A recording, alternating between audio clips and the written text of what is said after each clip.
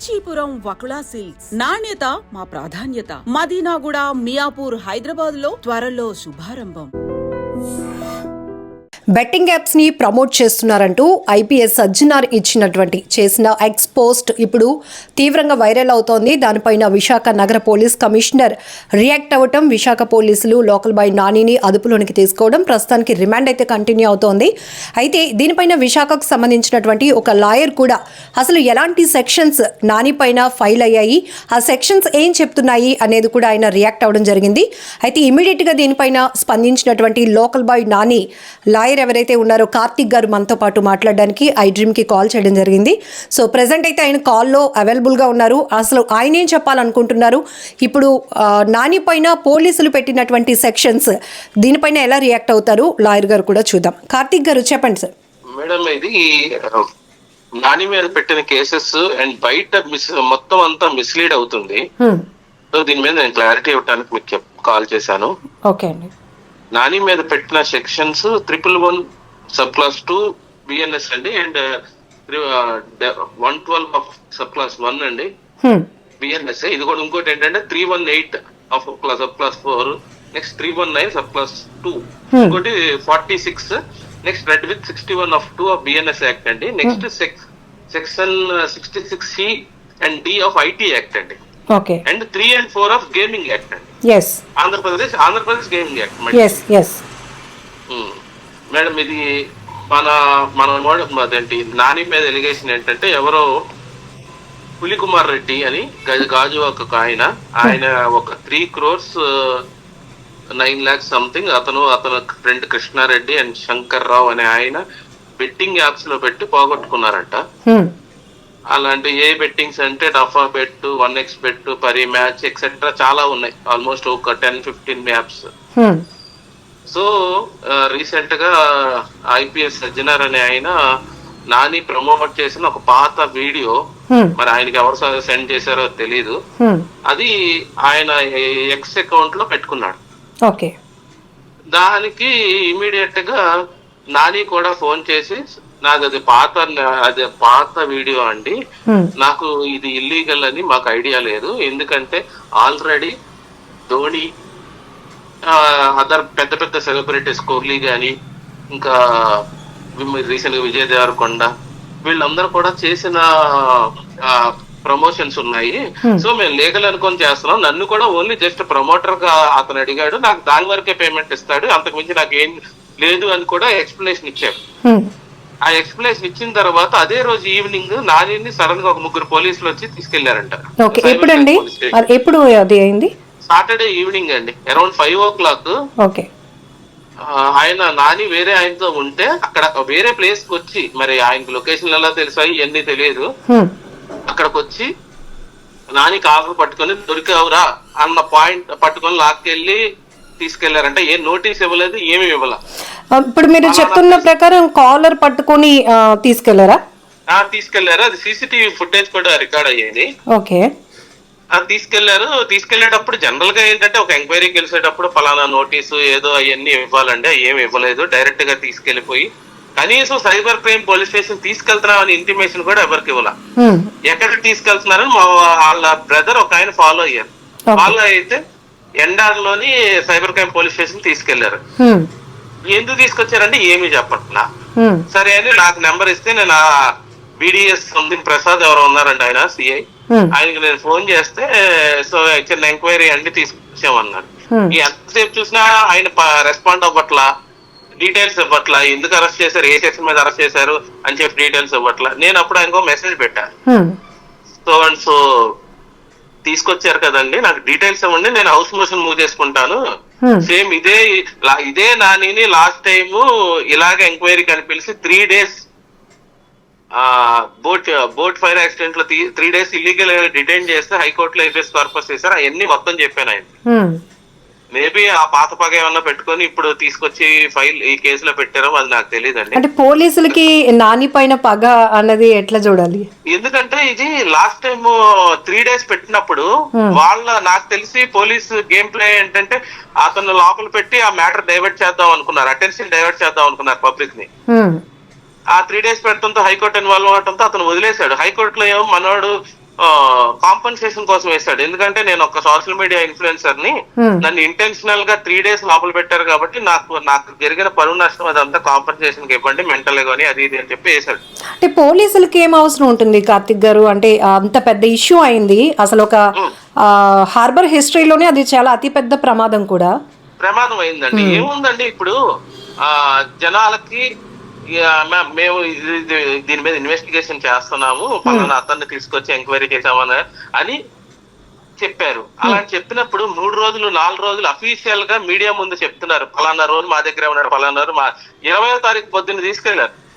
19th incident జరిగితే 20వ తారీఖు పొద్దున్న తీసుకెళ్లారు. హైకోర్టులో 22న ఫైల్ చేశామండి habeas corpus. Habeas corpus file చేయగానే విత్ ఇన్ 1 hour లో అతన్ని రిలీజ్ చేసి పంపించారు.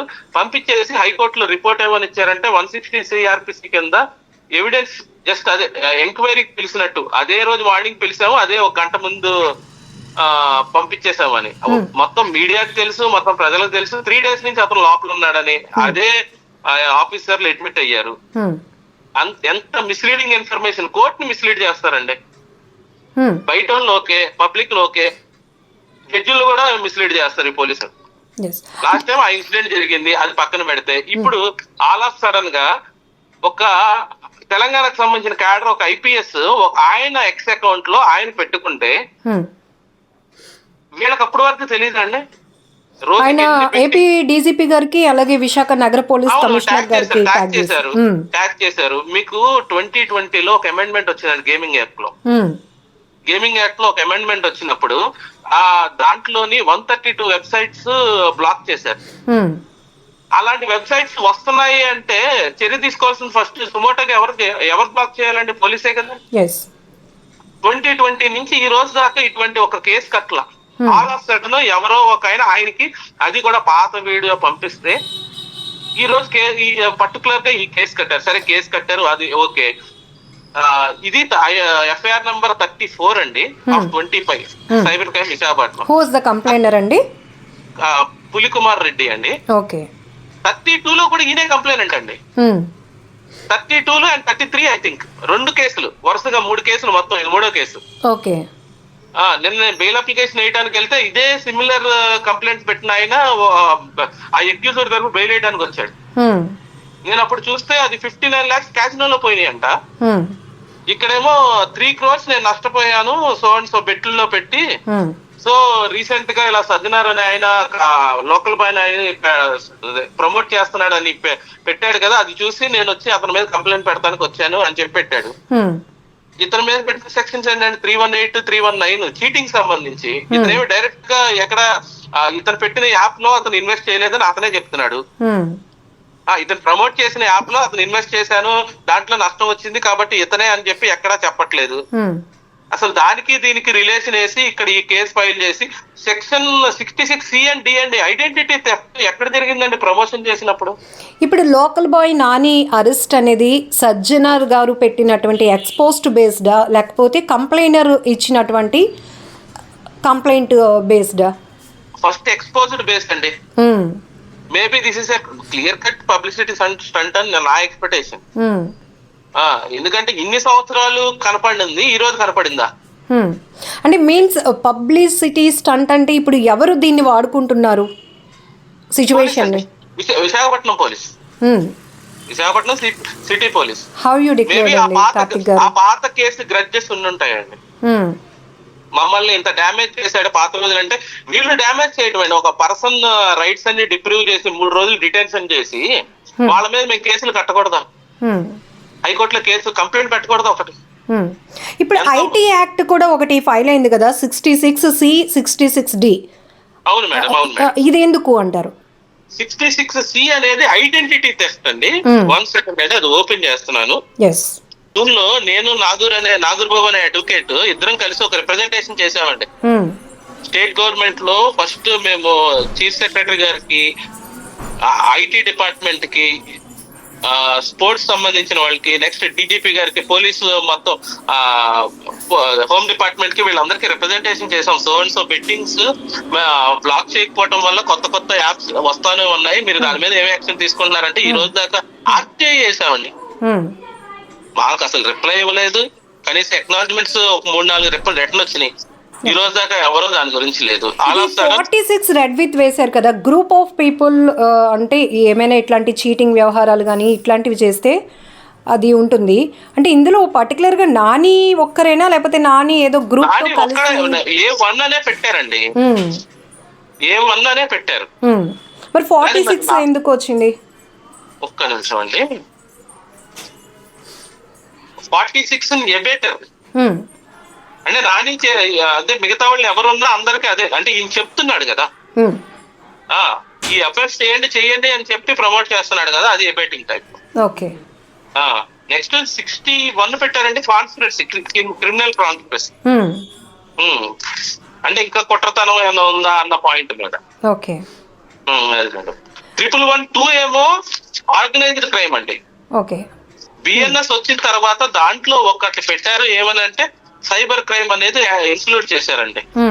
దానికి ముందు కూడా ఆర్గనైజ్డ్ క్రైమ్ లో ఈ టైప్ ఒక సిండికేట్ గా ఏర్పడి కిడ్నాప్ చేయటం, ఉమెన్ ట్రాఫికింగ్, ఇవన్నీ దాంట్లో వస్తాయండి. సైబర్ క్రైమ్ వచ్చేటప్పటికి దీంట్లో 111 బిఎన్ఎస్ లో పెట్టారు, కానీ దానికి ఇంటర్ప్రిటేషన్ జరుగుతుంది. రీసెంట్ గా హైకోర్టులో కూడా ఐసీపీ సోషల్ మీడియా మీద ఒక కేసు జరిగినప్పుడు ఇదే 112 వాడారు. సైబర్ క్రైమ్ అని ఉంది కాబట్టి అన్నిటికీ ఇది పెట్టేస్తున్నారేమో ఒక క్వశ్చన్ మార్క్ ఉంది. అంటే ఇప్పుడు ఈ టోటల్ ఎపిసోడ్ ని లోకల్ బాయ్ నాని వెసెస్ చెప్పండి. ఇప్పుడు ఈ టోటల్ ఎపిసోడ్ ని లోకల్ బాయ్ నాని వెసెస్ ఎవరిని అని చెప్పాలి, అసలు ఎవరి మీద? నాకున్న ఐడియా ప్రకారం local boy Nani versus Visakhapatnam city police అనుకుంటున్నారండి. దిస్ నథింగ్ బట్ అది ఏదో పాత చేశాడు కాబట్టి ఇతని మీద రివెంజ్ తీర్చుకోవాలి, ఇతన్ని వ్యాట్ చేయాలి అని పర్టికులర్ గా వచ్చింది. ఎందుకంటే తెలంగాణలో బయ్యా సన్నీ యాదవ్ అనే అతని పేరు మీద వీళ్ళు పెట్టారు, ఈయన సజ్జనర్ అనే ఆయన పెట్టాడు ఫస్ట్. ఈ రోజు తెలంగాణ గవర్నమెంట్ తో పట్టించుకోవాలి, ఎందుకంటే అవన్నీ పాత వీడియోలో వాళ్ళకే తెలుసు, ప్రజెంట్ ఎవరో చేయట్లా. ఆల్ ఆఫ్ సడన్ గా ఈయన నాని ఒక్కడ కనపడి నాని వీడియో ఆయన దగ్గరికి ఎవరు పంపించారు అన్నది కాన్స్పిరసీ. అర్థమైందండి? సో ఫైనల్లీ కార్తిక్ గారు, ఇప్పుడు మీరు ఐ డ్రీమ్ ఛానల్ నుంచి ఏం చెప్పాలనుకుంటున్నారు? ఇక్కడ నాని ఒక్కడే కాదు, నాని వెనకతల చాలా మంది అంటే తనని ఫాలో అయిన వాళ్ళు, ఒక ఫిషర్మ్యాన్ మత్స్యకార కుటుంబం నుంచి వచ్చిన ఒక సాధారణమైన వ్యక్తి తన వీడియోల ద్వారా ఈరోజు పబ్లిక్గా ఎంతో మందిని కనెక్ట్ అయినటువంటి ఒక వ్యక్తి ఈరోజు ఇన్ఫ్లుయెన్సర్గా మారాడు. తనపైన ఇన్ని ఎలిగేషన్స్ వస్తున్నప్పుడు తను ఫాలో అయ్యే వాళ్ళు కూడా చాలా సఫర్ అవుతున్నారు, ఇబ్బంది పడుతున్నారు. నాని ఇలాంటి వాడు కాదు అనుకున్న వాళ్ళు కొంతమంది ఉన్నారు. బట్ అఫ్కోర్స్ ఇక్కడ ఎవిడెన్స్ వీడియో ఉంది, బెట్టింగ్ యాప్ ప్రమోట్ చేసింది ఎవరైనా, అది ఏ స్థాయి వ్యక్తి అయినా కూడా తప్పే, ఖచ్చితంగా దానికి శిక్ష పడాల్సిందే. కాకపోతే ఇక్కడ ఇన్ని ఎలిగేషన్స్ అవుతున్నాయి కదా, సో ఫైనల్లీ మీరు ఏం చెప్పాలి అనుకుంటున్నారు? మేడం, నాని అనే పర్సన్ అతను హీ నాట్ ఎన్ ఎడ్యుకేటెడ్ అండి. ఫస్ట్ ఆఫ్ ఆల్ మన ఇంకొక ప్రాబ్లం ఏంటంటే మన సొసైటీలో అవేర్నెస్ లేదు లీగల్ గా. ఎవరు చేయాలి? పోలీస్ చేయాలి. బాబు పలానా లీగల్ హెల్మెట్ పెట్టుకోండి అని పోర్టులు పెడుతున్నారు కదా, సేమ్ ఈ బెట్టింగ్ యాప్స్ ఆడకూడదు అని ఇప్పుడు వచ్చింది. అది ఇప్పుడు ఇక్కడ చిన్న ప్రాబ్లం ఏంటంటే నాని అసలు అంటే మీకున్న నాలెడ్జ్ నాని ఎంత చదువుకున్నాడండి?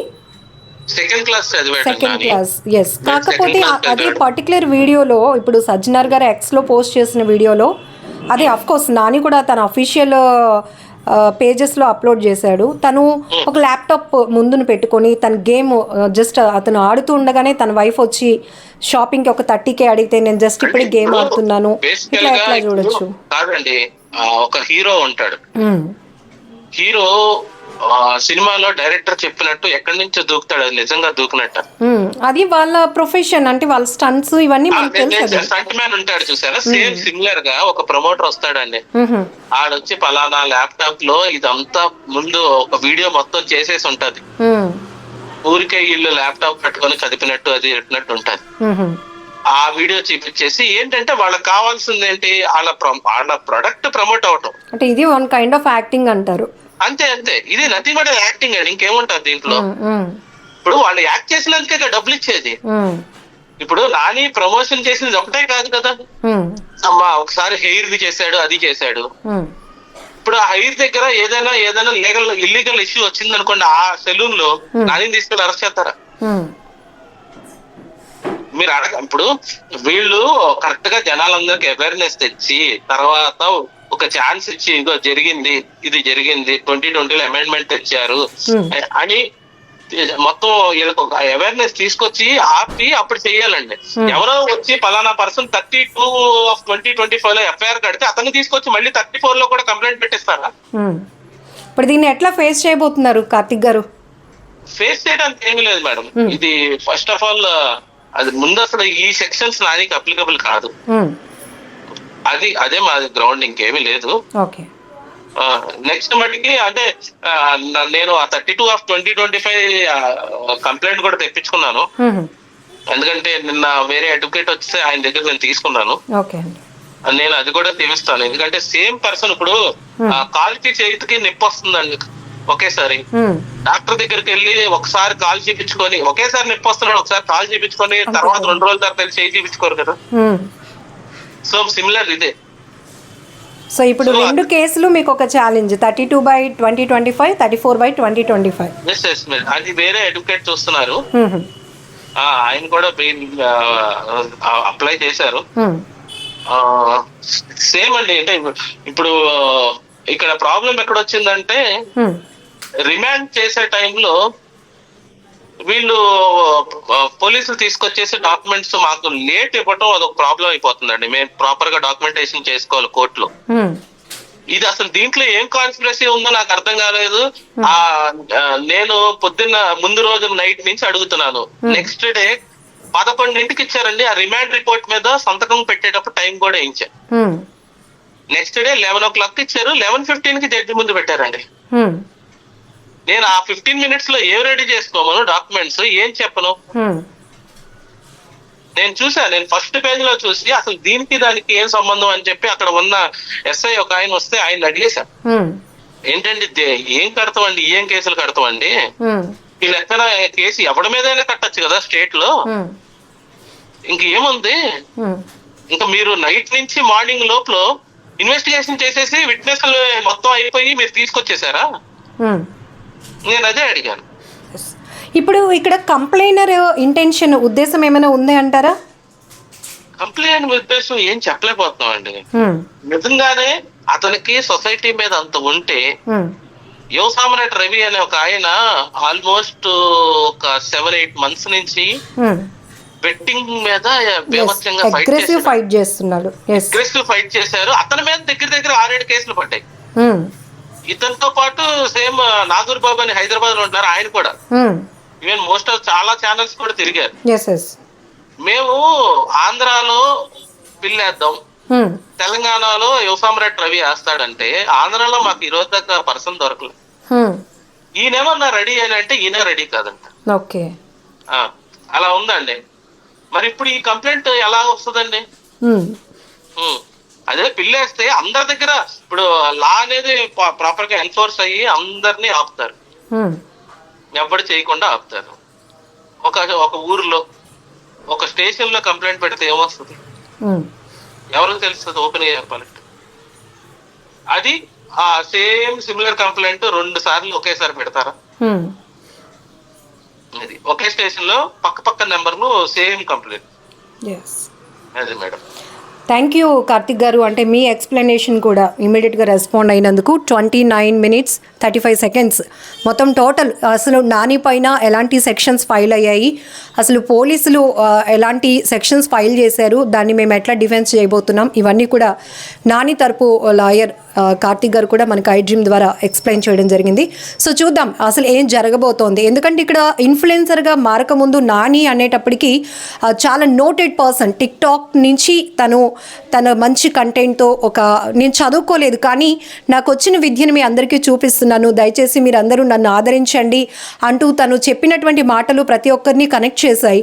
ఆ తర్వాత మరి మిడిల్లో చాలా జర్నీలో చాలా మార్పులు వస్తాయి అన్నందుకు ఆ బెట్టింగ్ యాప్ని ప్రమోట్ చేయటం, తర్వాత తర్వాత ఐపీఎస్ సజ్జనార్ గారు ఎక్స్లో పోస్ట్ చేయటం, మొత్తానికి మళ్ళీ తీవ్రంగా నాని పేరు చాలా బలంగా అగ్రెసివ్గా వినపడుతోంది. ఫైనలీ ఎపిసోడ్లో నాని అడ్వకేట్ కార్తిక్ గారు చెప్తుంది, ఈ మొత్తం వ్యవహారం అయితే local boy Nani వెసెస్ Visakha city police అని చెప్తున్నారు. సో ఏం జరగబోతుందో కూడా చూద్దాం. ఎప్పటికప్పుడు అప్డేట్ ఇవ్వడానికి నాని లాయర్ కార్తిక్ గారు కూడా మనకు అందుబాటులో ఉంటారు. అట్లనే డిపార్ట్మెంట్ పరంగా కానీ కోర్టు పరంగా ఎట్లాంటి డెసిషన్స్ బయటకు రాబోతున్నాయి కూడా చూడాలి. కెమెరా పర్సన్ శేఖర్తో లక్ష్మి, ఐ డ్రీమ్ వైజాగ్.